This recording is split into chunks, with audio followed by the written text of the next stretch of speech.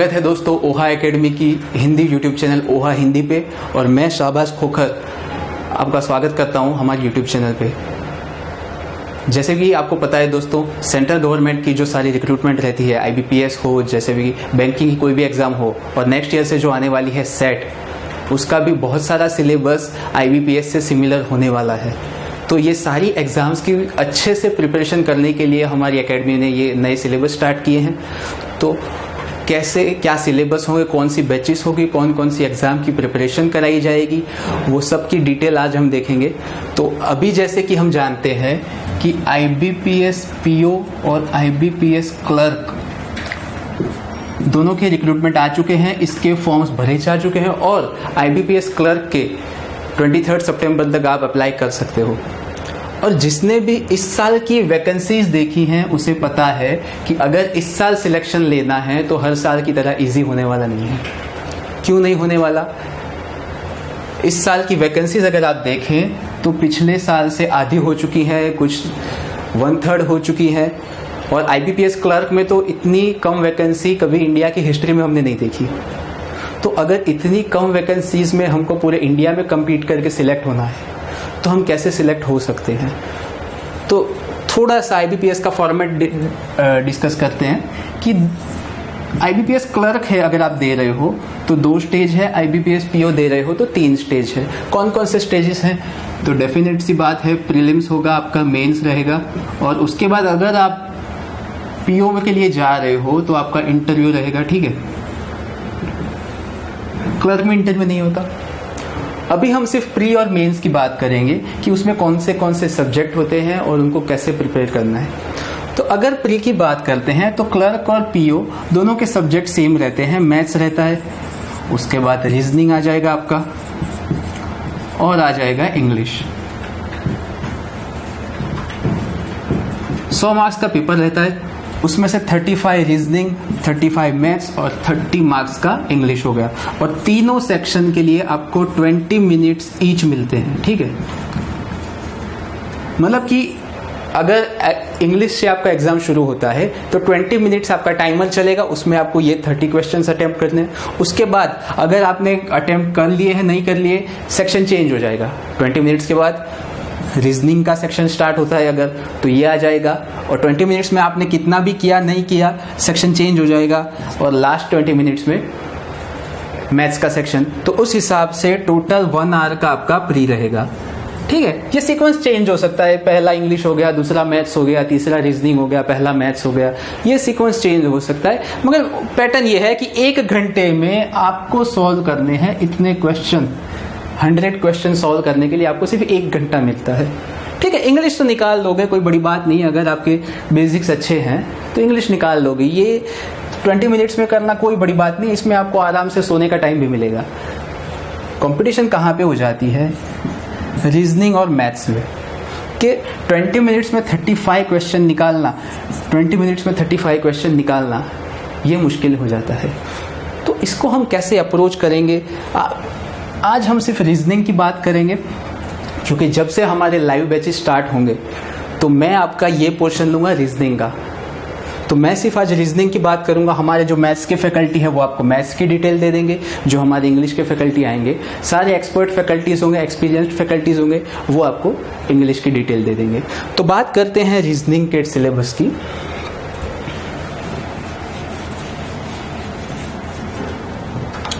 तो रीजनिंग की अगर मैं बात करता हूं तो आजकल मतलब पिछले 2 साल से जो रीजनिंग का पैटर्न रहा है वो डिस्कस करते हैं। तो 15 से 20 मार्क्स ले जाता है अपना पजल और सिटिंग अरेंजमेंट्स।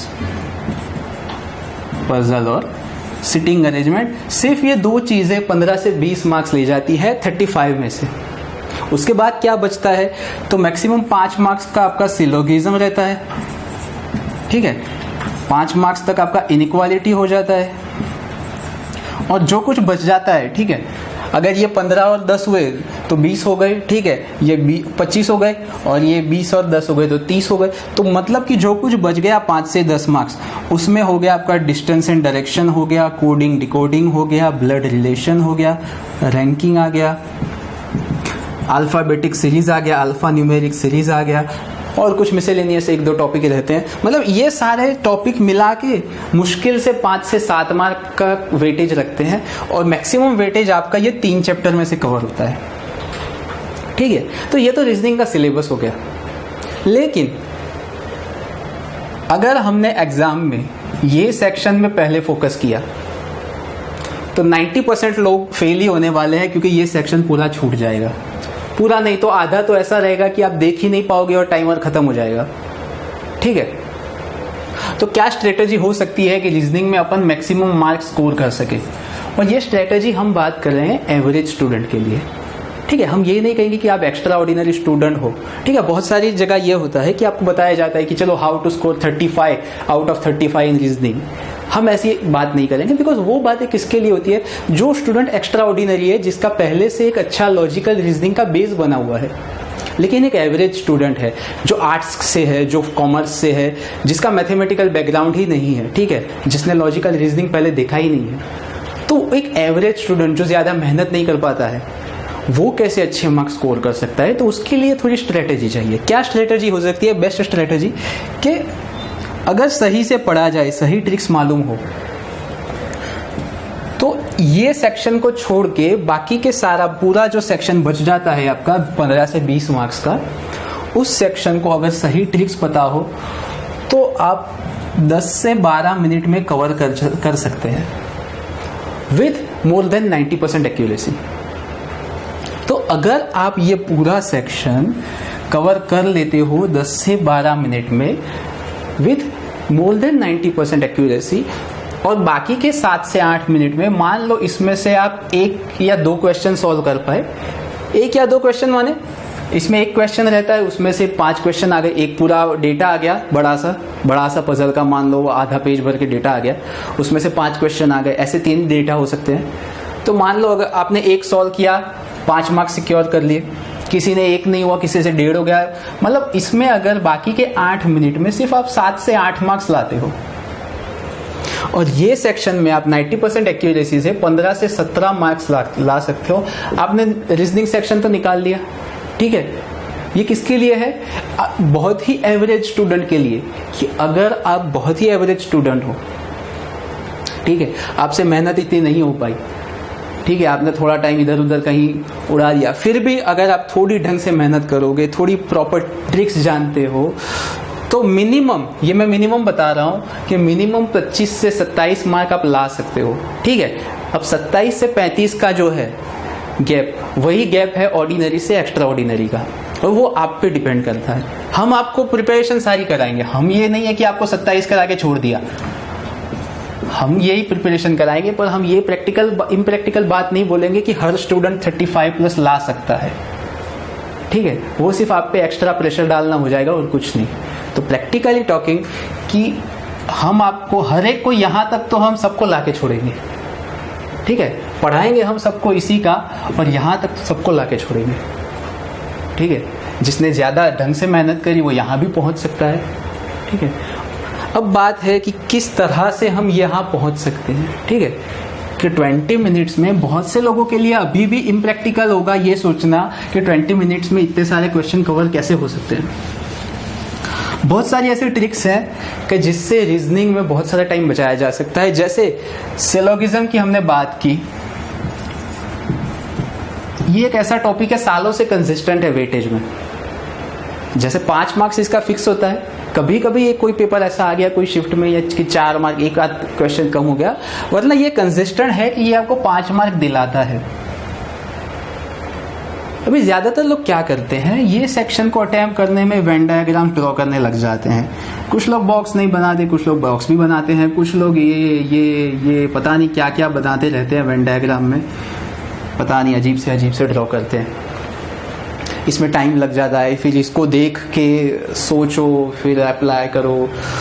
बहुत लोग ये सेक्शन, ये 5 मार्क्स सिक्योर करने में 3 से 4 मिनट लगा देते हैं। मगर अगर आपको सही ट्रिक्स पता है कि आप कोई बिना वेन डायग्राम ड्रॉ किए सिर्फ 1.5 से 2 मिनट में ये 5 मार्क्स सिक्योर कर सकते हो। आपको अगर ट्रिक्स सीखनी है तो लाइव बैच में आना पड़ेगा, और लाइव बैच कब से स्टार्ट हो रही है ये जानने के लिए सब्सक्राइब करना पड़ेगा, तभी नोटिफिकेशन आएगा हमारे लाइव बैच का। ठीक है, तो अगर नहीं किया है तो सब्सक्राइब कर लीजिए। ठीक है, इतने बढ़िया ट्रिक्स आपको जानने मिलेंगे जितने बढ़िया ट्रिक्स आपको कहीं पे नहीं मिलेंगे। बिकॉज बहुत से लोग जो अगर पुराने हैं, प्रिपरेशन पहले से कर रहे हैं, उनको क्या होगा, पता होगा कि चलो सिलोगिज्म में बेसिक सिलोगिज्म वो लोग विदाउट वेन डायग्राम भी कर लेते होंगे। वो लोग क्या करेंगे कि अगर पॉसिबिलिटी केस आ गया तभी वेन डायग्राम ड्रॉ करेंगे, मगर मैं बोल रहा हूं यहां भी हम नहीं करेंगे। चलो कुछ लोग इससे भी आगे होंगे, वो बोलेंगे कि चलो सर हम तो इसमें नहीं ड्रॉ करते, हम तो सिर्फ ओनली केस आ गए या ओनली अ फ्यू केस का आ गया तभी वेन डायग्राम ड्रॉ करते हैं। मैं बोल रहा हूं यहाँ पे भी हमें ड्रॉ नहीं करना है, हमें तो ना यहाँ पे कहीं पे भी वेन डायग्राम ड्रॉ नहीं करना है। मतलब सिर्फ सीधा सीधा कैसा भी क्वेश्चन है देख के आंसर टिक करना है। वो कैसे होगा वो सिखाएंगे, बढ़िया से सिखाएंगे लाइव बैचेस में। ठीक है, इसके बाद आ गया इनइक्वालिटी सेक्शन। इनइक्वालिटी क्या रहता है, वही जो ग्रेटर देन, लेस देन पूरी चेन बनाई रखी होती है, उसमें से 2-3 कंक्लूजन चेन चेक करने रहते हैं। ठीक है, अब ये टॉपिक भी ऐसा है कि ये तो आप इससे भी कम समय में कर सकते हो अगर प्रॉपर ट्रिक्स पता है। उसका अपना एरो मेथड है, बहुत ही बढ़िया मेथड है एरो ट्रिक। अगर ये आपको पता है तो इससे भी कम समय में इसके 5 क्वेश्चन आप सॉल्व कर सकते हो। तो सिर्फ ये 2 चैप्टर की अच्छी ट्रिक पता होने से आप 10 मार्क्स सिर्फ 3 से 4 मिनट में सिक्योर कर सकते हो। 10 मार्क्स तो हो गए आपके। ठीक है, मान लो किसी का एक गलत हो गया, हम तो प्रैक्टिकल बात करेंगे, इम्प्रैक्टिकल बातें हम नहीं करते। ठीक है, अपने एरर के चांसेस भी रहते हैं। मान लो एक आधा गलत हो गया, शायद कुछ होता नहीं है खास, मान लो किसी का एक आध गलत हो गया, 9 मार्क्स आपने 3 मिनट में ले लिए। ठीक है, अभी ये बचता है मिसेलिनियस सेक्शन। इसमें मुश्किल से मुश्किल क्वेश्चन भी ऐसा होगा कि आप 1 मिनट से ज्यादा टाइम नहीं लोगे। तो अगर मान लो कि 7 से 8 मार्क का ये सेक्शन आपका आ गया और सारे के सारे क्वेश्चन डिफिकल्ट है, सारे के सारे क्वेश्चन डिफिकल्ट है, तो मान लो 7 से 8 मिनट से ज्यादा टाइम इसमें नहीं लगने वाला है। तो 7 से 8 मिनट में यहाँ पे 7-8 मार्क्स सिक्योर कर लिए, तो 10 मिनट के अंदर अंदर आपने 16 से 17 मार्क्स मिनिमम सिक्योर हो जाने हैं। अब बाकी है हमारे पास क्या बचता है, 10 मिनट बचते हैं और हमारे पास 3 से 4 पजल्स बचती हैं। ठीक है, ज्यादा ही टाइम बचने वाला है। एक बार आप मेरी ट्रिक सीख जाओगे तो 10 मिनट से भी ज्यादा टाइम बचेगा आपके पास 3 से 4 पजल्स करने के लिए। अब अगर आपने पजल सिटिंग में ढंग से प्रैक्टिस नहीं करी है तो मैक्सिमम 5 मिनट तो लगेगा आपको। ठीक है, तो आप मान लो कि 3 में से एक के लिए 5 मिनट लेते हो तो भी 2 तो कर लोगे। ठीक है, तो इस हिसाब से भी अगर आप चलते हो तो आप 30 के अराउंड इजीली पहुंच सकते हो, which is more than enough to qualify for mains.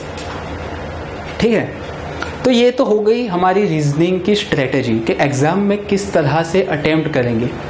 तो हम जिस सीक्वेंस में एग्जाम में अटेम्प्ट करेंगे उसी सीक्वेंस में हम पढ़ेंगे पूरा रीजनिंग का सिलेबस, कि हम पहले पढ़ेंगे सिलोगिज्म, मेंस का भी साथ में पढ़ेंगे, हम मेंस का अलग से नहीं पढ़ेंगे। ठीक है, कि सिलोगिज्म हमने स्टार्ट किया तो जितने भी डिफिकल्टी लेवल है उसके सारे खत्म करके नेक्स्ट चैप्टर पे जाएंगे। इनइक्वालिटी स्टार्ट करी तो सारी डिफिकल्टी लेवल खत्म करके नेक्स्ट जाएंगे। ठीक है, तो हर टॉपिक को हम इसी सीक्वेंस पे लेंगे जिस सीक्वेंस में आपको एग्जाम में उसको अटेम्प्ट करना चाहिए।